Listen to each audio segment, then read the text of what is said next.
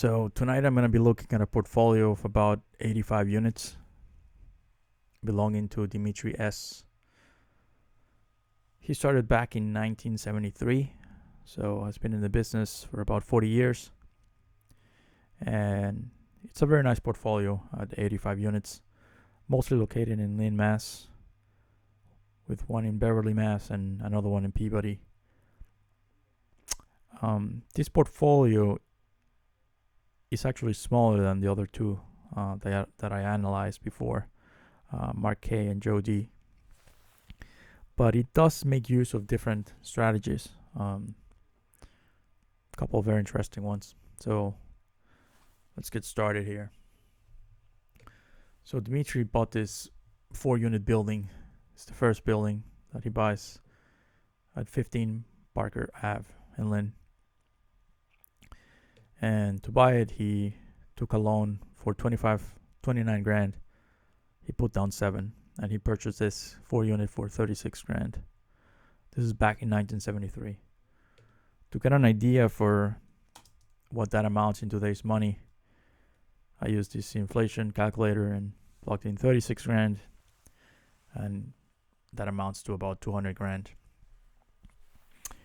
Just for comparison, today, a 4-unit in Lynn would probably go for 700, 800. So it's about 4 times that. So Dimitri buys this. Just like the other 2 videos, I'm trying to get an idea of how much net operating income he's getting. Of course, I don't have the numbers for what the rents were back in 1973, but I poked online and I found that HUD has this very nice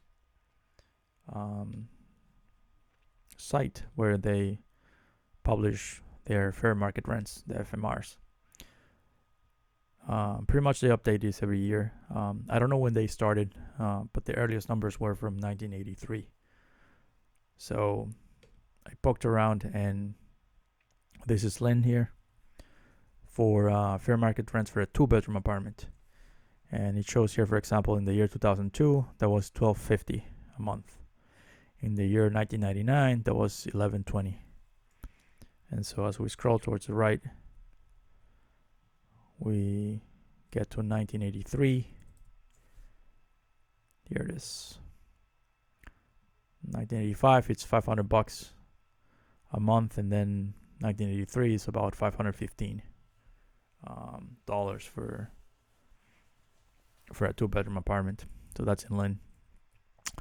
Lynn today, of course, is a city with over 93,000 residents. In 2000, that was 89,000. So I don't know what the population was in 1973 or 1983, but so I'm taking that number as a ceiling, and I'm saying that's 1983. So I'm putting the rents here in this column just like I did in the other videos. The other videos I used a number, just $1,200 per unit. That's an understatement because I know that those guys are charging more than $1,200 a unit, especially these days. And here I'm just trying to get a guess as well. So I'm putting $500 here in 1983, and then I'm kind of like just scaling back to $200 a month for 1973. That's just a guess. So this column is going to contain the monthly rents for an average unit. So assuming he's getting $200 a month, it's 4 units. So multiply that by 4 and then multiply that by 12. He's getting about $9,000 a year. So that actually makes a lot of sense, especially his mortgage is on like 29 grand. So that's Barker Ave. He buys that building, and we have here the deed. Unlike the other videos, I didn't have a chance to edit the names and all that stuff.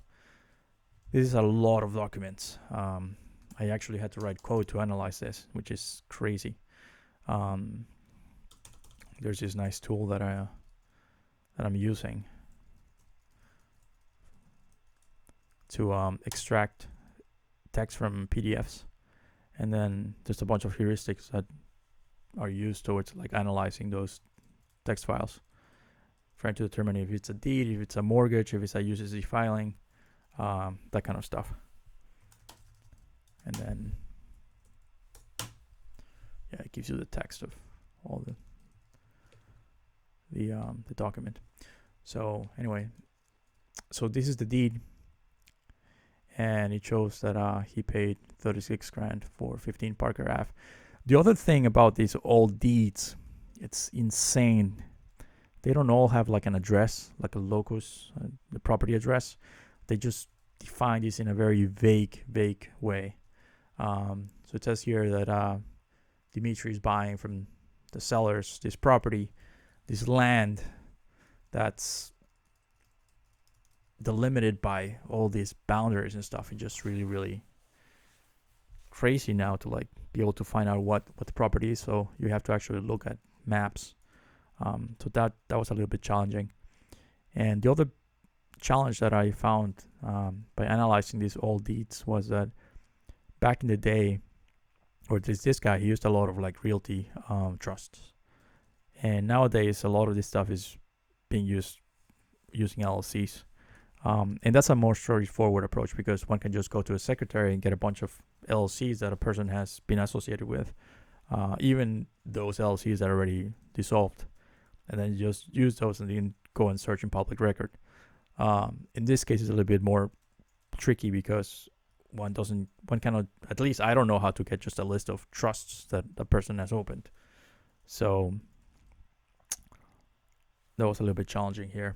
So let's get to this. This is a mortgage, 29 grand for that property. And he's off to the races. 1973, he's making 9 grand a year. And then we're scaling this up a little bit until 1978, when he purchases 17 Market Square. So Market Square, that's this beautiful building over here.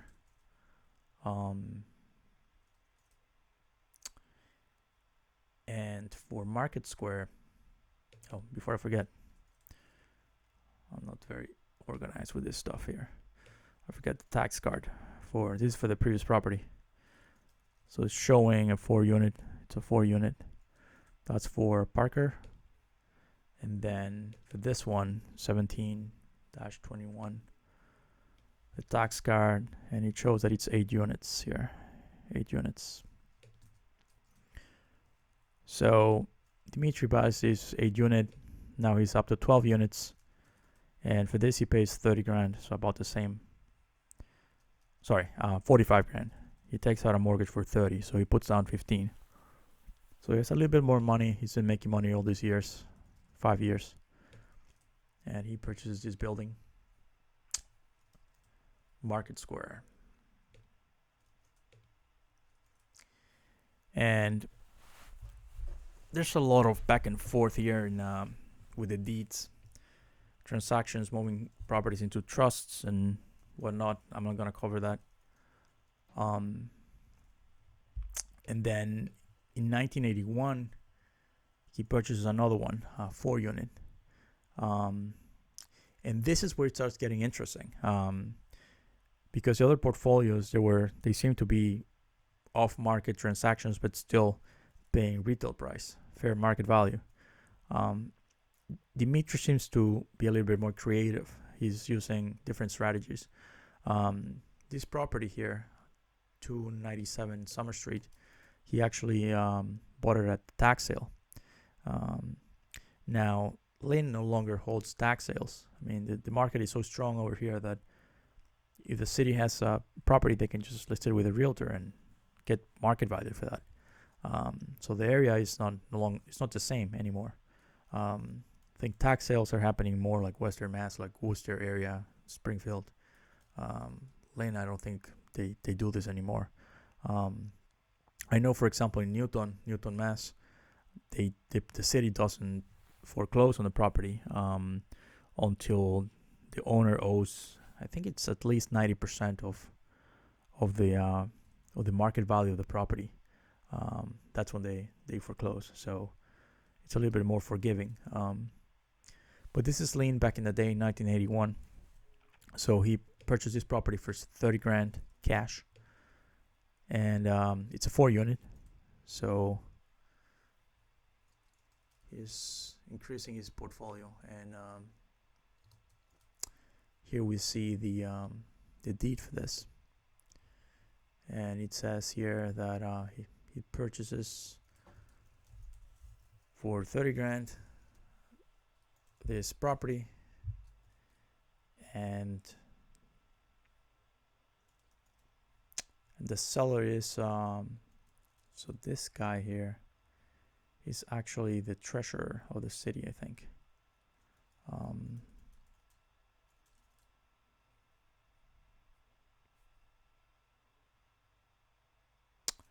Yep. So that's his property here, 297 Summer Street. Then 2 years later, 1983, he refinances 17 Market Square. So Market Square, the refi, September. Here we go. He refinances this, and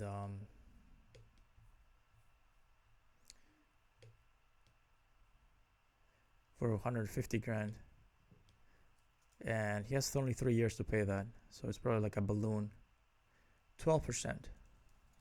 That's pretty high compared to what we have today. And he's making payments on the 25th of every month, $800 a month. So this property is not yeah. So he refinances this and he gets cash. So then, 1984 is a pretty busy year for him. So in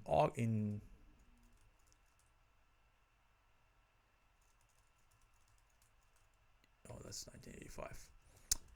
In 1984, what he does is that he goes in front of the zoning board of appeals, I think, or whatever the equivalent was back in the day, and he petitions to turn 15 Parker Ave into a 4-unit. I should have probably put 3 here, not 4. But he goes in front of them and he says, hey, I want to turn this into a 4-unit. And he actually gets that approved. And the Board of Appeals, they record the decision here. And it says the Board of Appeals, after notice and public hearing held on blah blah September 11, 1994. And it says that they permit they approve the, here it says granted. They grant the request to convert the property from a 3-dwelling to a 4-family. So, boom, you just created an additional unit there. Again, these numbers here, they're just estimates. So I just want to get an idea, like for what the income is roughly. So that's a great win there.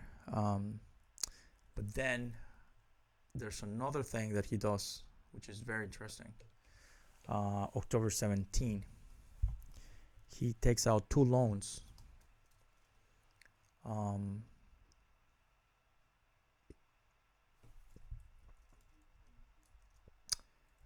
And Parker Ave, which he just got approval for turning into a 4-unit, he gets a loan for repairs from the credit union. So it gives him money. So obviously he's taking like some sort of like credit line or something to perform the work to add the additional unit. That's 415 Parker Ave. That's after he gets a permit. And then it's the same day, he also gets another loan for repairs to 19 Market, which is really 17-21, which is this one. Also for 15 grand. So he takes out like 30 grand here in loans. So let me scroll this down. So that's what he does in 1984. There's some deeds here for putting properties in a trust and stuff, and then he does something here that I've barely seen, which is selling a property. He sells 1985 Summer Street. He sells that, and he sells that for 181, something like that.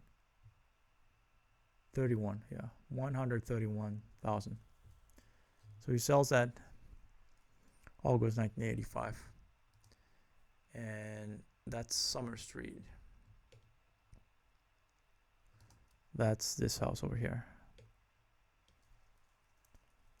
which is, it was a 4-unit. So he held that property for like, what, 6 years.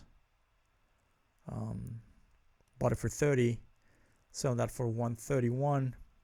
He's pocketing at least, he has like about 100 grand here, a little bit more than that, cash,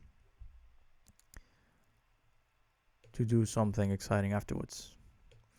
And then 1985, at the same time, he gets a loan, a mortgage released, which is this.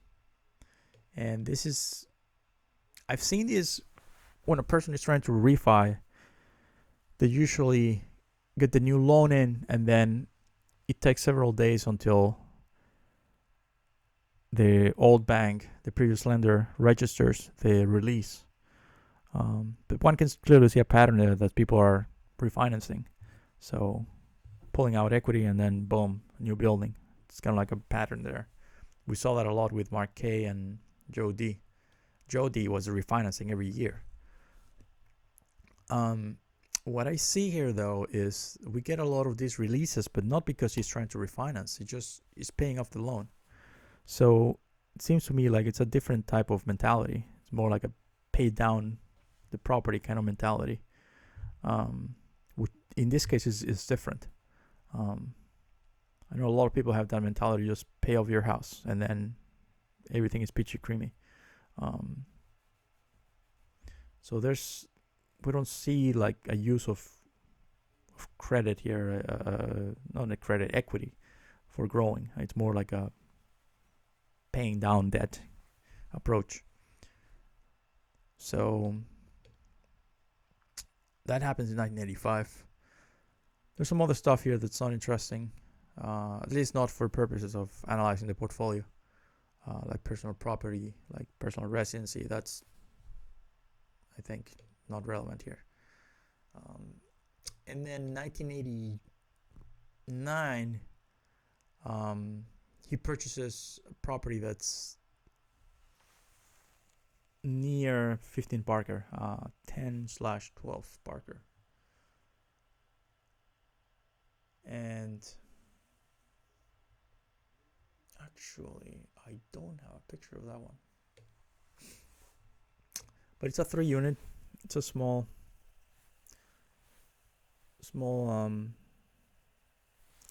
3-unit that gets purchased for 155. Down payment 40.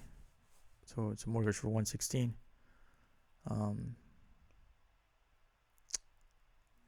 And that house I think is very interesting because again, this is the second tool that he uses that's very different from the other two portfolios. So the first one was purchase at tax sale. That's different. And now the second tool that he's using is that he's tapping into local development funds, which the other two guys did not use. So this is the deed, but he's getting that purchasing that from the City of Lynn Department of Community Development. So it's similar to a tax sale, but not quite the same. And not only purchases he that, but also I think he gets like a loan to fix it. So this is the original mortgage, and then there's a loan there from the department to fix it up. And then the following year, 1990, we see that the mortgage for 17-21 Market Square is released. So he has his property with much more equity now. Massachusetts discharge of mortgage real estate. And so at this point, he's been in business since 1973, so close to 20 years. So he has used two different strategies that the other guys didn't use, but then we don't see much use of refinancing to like purchase more buildings. Then he makes use of a third tool, which is similar to buying a tax auction, which is just buying foreclosure. So they purchased this house, 98 Dash Street, Lynn. I don't know how to pronounce it.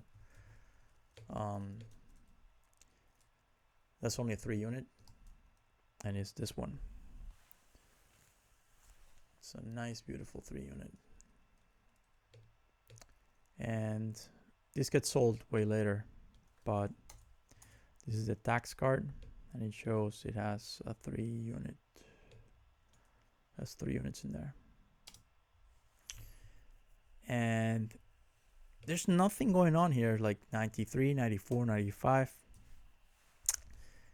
until 96. And yeah, the loan just gets paid off, and then boom, more time goes by. So there's a lot here that I don't know. There's a lot of potential here that was not realized.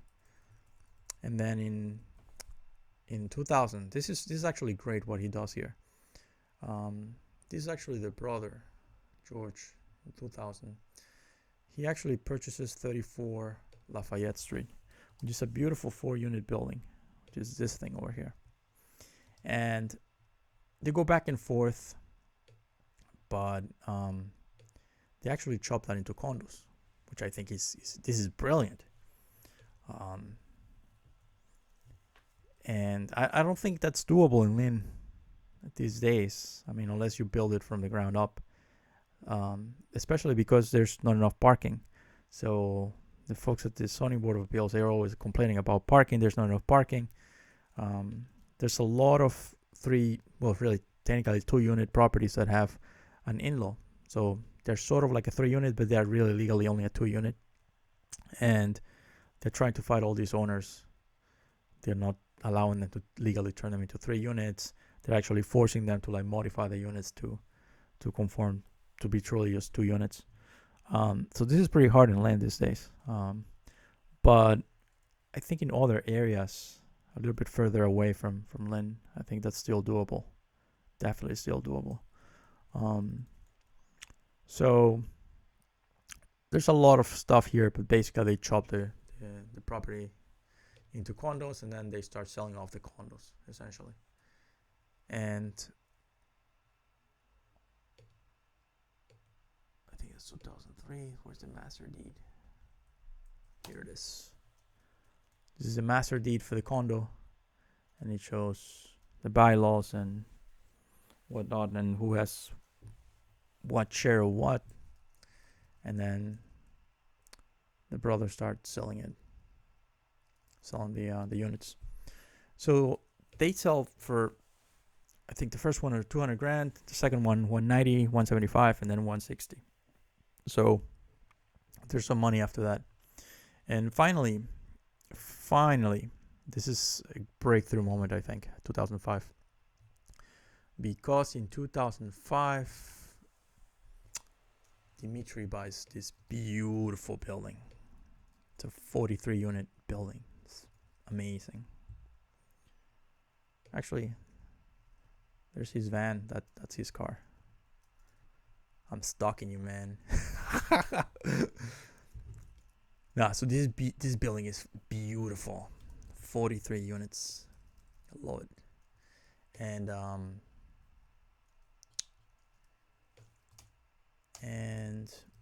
where's the tax card for this? Here we go. Yes, so Yeah, there it is. Oh no, actually 48 units. This is insane. 48 units. It's amazing. So 2008, 2009. Actually, no. So this is 2005, but the building gets moved several times into trusts. So the taxes is a thing. So it sold last time in 2009. Well, no, not really. That's the last transaction, but ownership-wise, it was already in those hands since 2005. And so I think at this point, based on my analysis here, my estimate of rents, he's bringing in about $1 million gross.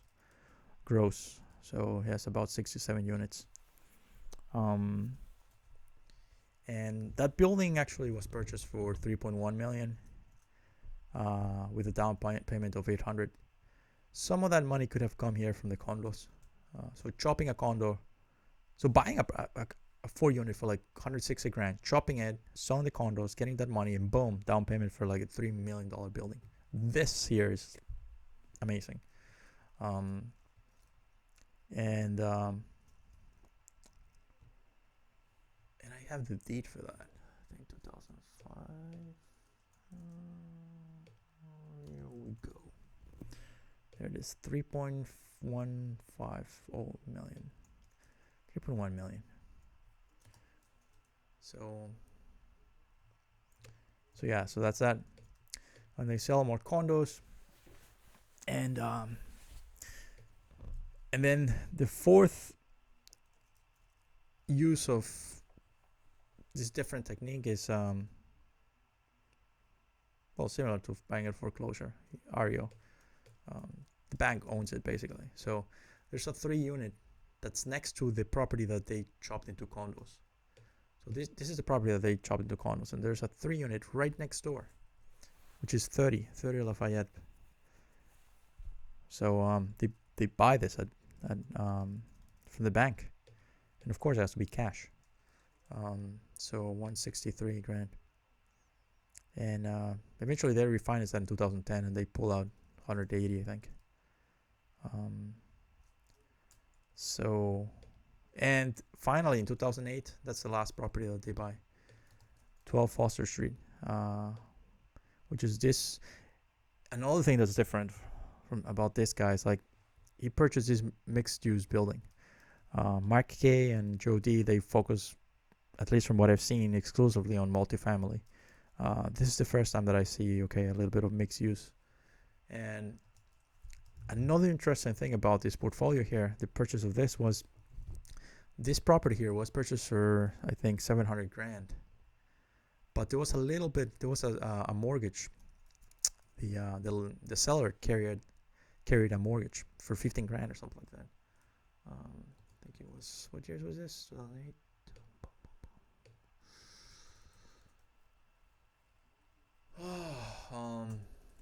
Where was this? 2008. Here. So this guy sell the property. There it is, $700,000. And here, boom. So out of $700,000, and then there's a tiny little mortgage for 15 grand. Somewhere here it says 15 grand. Oh yeah, here it is. 15 grand. I thought that was pretty interesting. So that purchase was not leveraged. And there pretty much hasn't been any activity since then. I mean, there's some minor stuff, but nothing big like a purchase of like 48 units, like this. And the thing is, the potential is there. There could have easily be like 2 more transactions like this one here. This portfolio could be like 200 units. But maybe that's not what everyone wants. And there's diminishing returns afterwards. I mean, you're already happy with 80 units. I mean, and 100 units is just adding more stress. I mean, what's the point? But nevertheless, it's an interesting portfolio. Here's the growth. And this jump here happened when he purchased the 48 unit in Beverly. That was phenomenal. And then for the first 20 or so years, almost 30 years, the bread and butter was like 4 units, 3 units. There was no 6 units in this portfolio. So that's different from the other ones. The other ones, they started, boom, 6 units, then 18 units. This was a little bit smaller. So those are some of the difference. One, the size of the properties. Two is the use of leverage and refinancing versus just paying down the loan. And then three, the use of some less popular methods like purchasing at tax sale, purchasing at foreclosure, REO, and development, converting properties, chopping properties into condos and just selling that. And the other thing that I was thinking about this, when they chopped the condos, is this happened. Well, there were technically 2 different owners here, the brothers, but this happened over several years. So I'm not sure if they were able to like 1031 this into that or something else. So they paid some capital gains here. So there's a lot of potential here that was left on the table, I think. But it's very interesting to learn. I mean, hindsight is 2020. So that's what I'm trying to do here, understand, because I'm nowhere near successful with these guys yet. I want to get there, but I want to learn all these documents. This is fairly impressive, regardless. 85 units. That's no joke. So Mark K, 99 units, 100 units. Joe D was like 111, 110 units. Dimitri, 85. That's some serious properties there. Nice income. And that's pretty much what I have here.